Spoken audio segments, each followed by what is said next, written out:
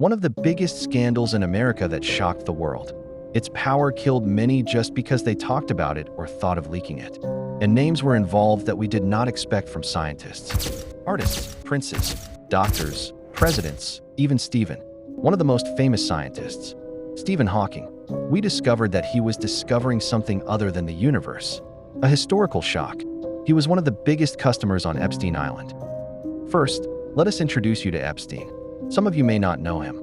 Jeffrey Epstein is an American billionaire in New York, born in 1953. At first, he was a mathematics teacher at a school called Dalton in New York, one of the largest private schools in America. Epstein met one of the fathers of students there, who was called Alan Ace Greenberg. He was the CEO of Bears TFARNS Bank, one of the largest investment companies at that time. Jeffrey took advantage of the opportunity and applied for a job interview at the bank and got the job in the first interview. But he did not know anything about banks. But he started learning about banks, investment and loans. But most importantly, he started to have relationships with the rich of America. And this was the most important thing for him. And he created his own company, J. Epstein. And after that, he started hiding all his secrets. No one knew who his clients were, and no one knew how he made money. During that period, he got to know the most important person to him, as he opened the door to his wealth. Leslie Wexner was a big businessman who owned Victoria's Secret and was a big merchant. After he hired Epstein, he decided to hand over all his companies and properties to him to manage them financially. But Epstein started using them to his advantage because Victoria's Secret became under Epstein's control. He started to control the models who go to the theater and those who have a future in modeling. Then he chose his palace in New York, which is the main place where he chooses a model. Here, the troubles began. There was a girl named Maria Farmer. Epstein saw her in a museum. As soon as he saw her, he offered her a job as a receptionist at the palace. He also offered her assistance in her artistic life because she was a painter, and she accepted the offer. But this was the worst decision she took it in her life when she became an employee and started noticing that there were underage girls entering and exiting the palace. She asked him what these girls were doing. He told her that these girls would become models in the future, and that we would train them. The poor girl believed Epstein's words. But after a while, she knew that something was wrong. When Epstein started harassing her, but she did not remain silent and informed the police. But the police covered up the matter. First, because Epstein knows businessmen, politicians, and figures in Congress, and the only person accused of him is a 16-year-old girl, and the police covered up for him. Epstein realized he had power and felt he was above the law. Then he saw a 16-year-old girl named Virginia Roberts and hired her as a message manager. But there was no such thing as a message manager, and he would invent anything to deceive young girls. The decision to hire Virginia Roberts was the worst decision he had ever made. Epstein began bringing his friends, who were bigwigs, to see this girl. Among them Alan Dershowitz, a Jewish lawyer, a professor at Harvard, whose name isn't new to the case. His name was linked to the case from the beginning. Nevertheless, he continued to be a professor at Harvard, even though he admitted to receiving massages at Epstein's mansion. But the tragedy is that this lawyer is the one defending Israel in an international court against war crimes. South Africa filed a lawsuit against Zionists for war crimes in Palestine, and Benjamin Netanyahu decided to choose this lawyer to defend Israel because they knew each other. There are many more Zionists and individuals involved in the child trafficking case than you might expect, but you'll find out everything in this series. However, it's a shock when you Google and search for this lawyer's name. You'll find that he defends Israel in an international court, but he doesn't mention that he's accused of molesting children on Epstein's island. However, he's one of the most frequently mentioned names. We'll get back to him. The beginning of Epstein's end in Florida came in March 2005, when a 14-year-old girl complained to police that Epstein had molested her at his mansion in Palm Beach. Hello. Hi, how are you? I'm good. I'm returning your call. I apologize. I don't know exactly what for. It's okay. It was an incident that occurred maybe like three and a half weeks ago with one of my stepdaughters. Wednesday at school, who got into a fight, and she had over $300 on her. So after asking her what was going on, found out that ended up being that they went to Palm Beach to a gentleman's house. and they start off by giving this gentleman a massage, and he pays them if he likes them and he thinks that they're pretty enough to keep them around to do other things. Okay. So I wasn't quite sure if there was an investigation or if you guys had any word. Well, this is the first I'm hearing of it. Okay. What I will need is some more information. Would your stepdaughter be willing to come in to provide me? An investigation was launched, and Epstein was placed under police surveillance. Many girls were questioned, and all of them confessed to having been harassed at Epstein's mansions, some in New York and some in Florida. Epstein's arrest was subsequently canceled, and for the first time, he didn't spend a single day in prison. The police chief of Palm Beach complained, saying that there were significant restrictions preventing Epstein from being imprisoned, and that some prominent figures were treating Epstein with special treatment. This prompted the FBI to investigate the matter. You all know how things happen when the FBI gets involved. In other words, if the police were afraid of a person's position or influence, they would contact the FBI. The FBI investigated all of Epstein's mansions, and here we started seeing young girls with Epstein. He was arrested in 2008 and sentenced to 18 months in prison.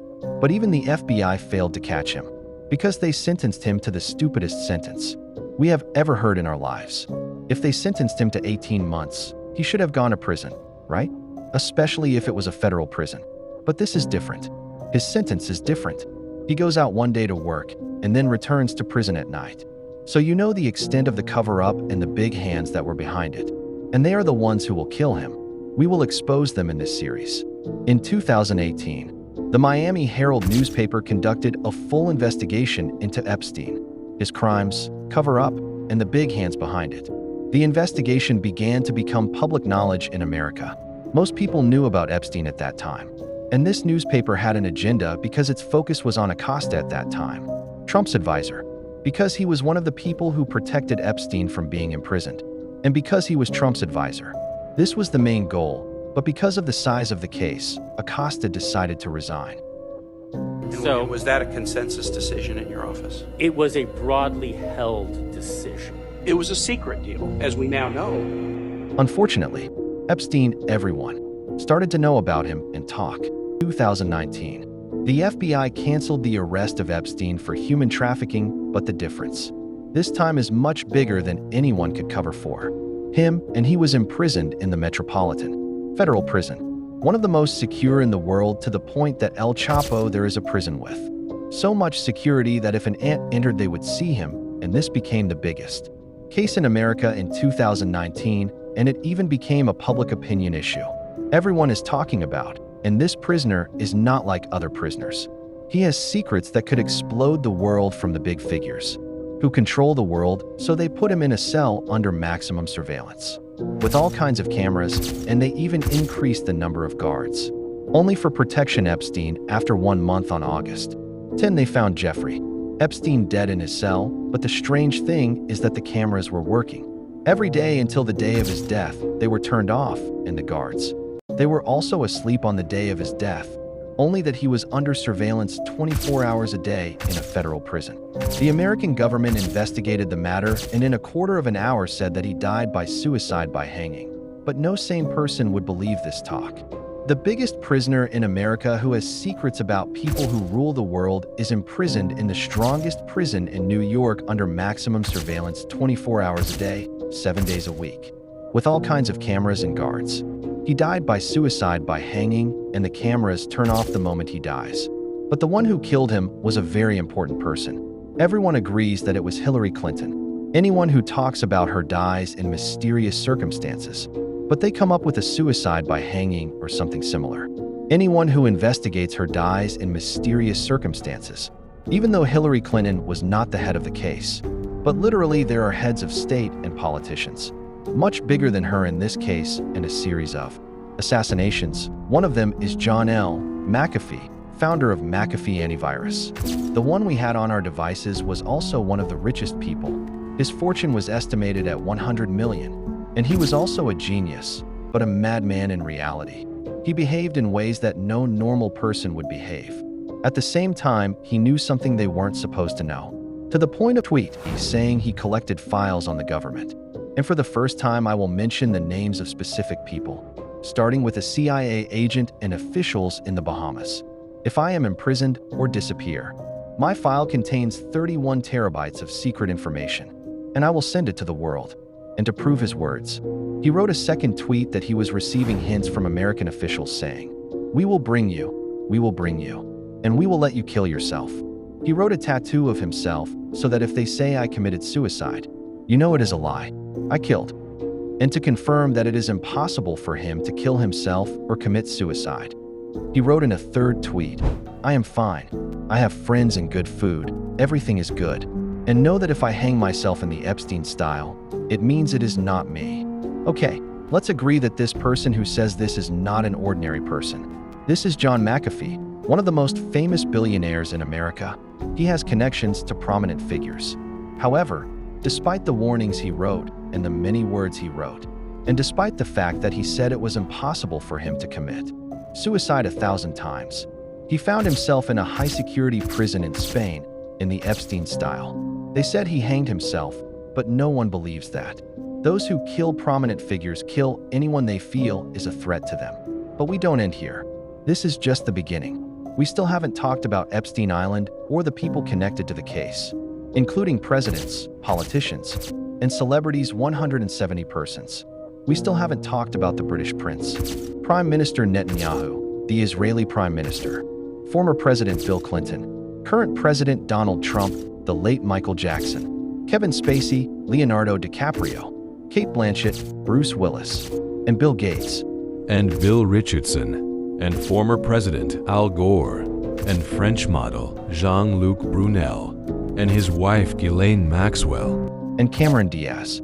There are 250 documents we haven't talked about. If you want to reveal all of these secrets, let me know in the comments.